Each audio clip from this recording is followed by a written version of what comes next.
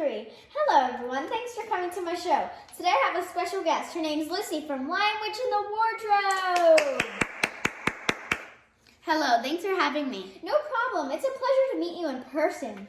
I have been waiting for this moment forever. I have to ask, how was your trip to Narnia? It was interesting and unusual. It was much warmer here when we first got to Narnia. It was very cold and always winter, but never Christmas. The White Witch made it that way. She cast a spell on Narnia. Thankfully, once Aslan the Lion King returned, he broke the spell and spring began. Can you describe how you ended up in Narnia to everyone here in the audience? I remember like it was yesterday. We were sent to London during the war because of the air raids. We went to live with a professor while we were exploring the house.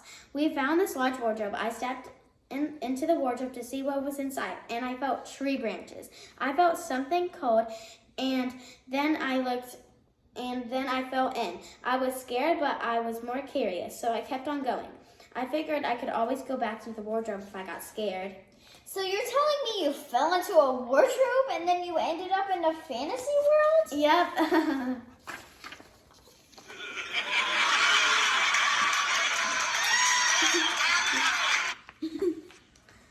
What was your first experience in Narnia? I met a fawn named Mr. Tumnus. He was working for the White Witch. His job was to get rid of any human in Narnia. He was going to poison my tea at first, but he ended up feeling bad and didn't do it. He confessed that he was working for the White Witch. We ended up being friends, and he helped me get into the wardrobe.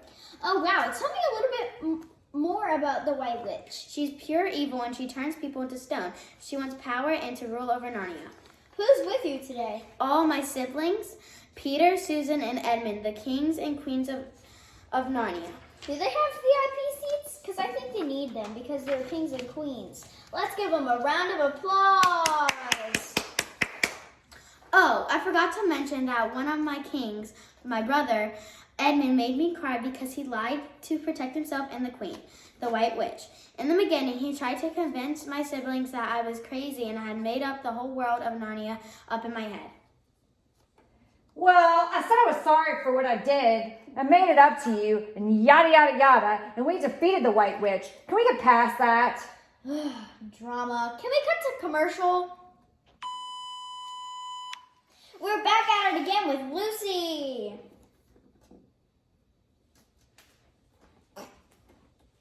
Hello. Boo. Stop complaining. Cut it out. How did your siblings discover that Narnia was real and telling the truth? One day when we were hiding from the housekeeper giving a tour of the house, we hid in the wardrobe. All four of us were there. While we were in the wardrobe, the magic world opened up for all four of us, and we ended up back in Narnia. Peter and Susan apologized to me for not believing me. What happened once you all arrived in Narnia together? We discovered that Mr. Tumnus had been taken by the White Witch. We weren't sure which way to go. A bird led us to a spot where we met Mr. Beaver. He told us more about what was going on and that Aslan the Lion King was going to try to defeat the White Witch. He was way more powerful than the White Witch. How was your relationship with Edmund at this point? At this point, it wasn't good at all. Edmund had snuck away and went to the White Witch.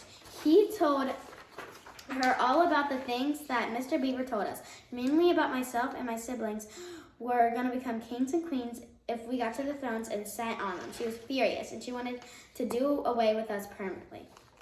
How did Edmund feel once he returned to the White Witch? He quickly realized how evil she was.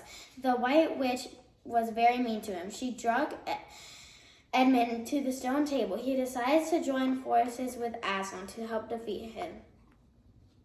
How did the White Witch feel about Edmund changing sides? She called him a traitor and that he was to be put to death. Oh no. Oh yes, then a war broke out. Us against the White Witch. My brother Peter was the commander. He killed a wolf that threatened our sister Susan. How did the war go? Did y'all guys win? Well, it went back and forth for a while. The White Witch, as I said, wanted to kill my brother for being a traitor. Aslan made a deal with the witch to give his life in trade for Edmund's, which she did in fact kill Aslan for.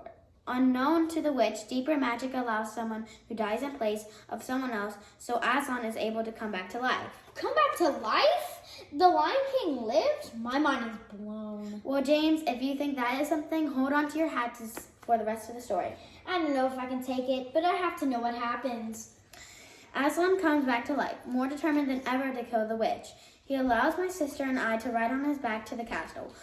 When he gets there, he breathes on the stone statues and he comes back to life.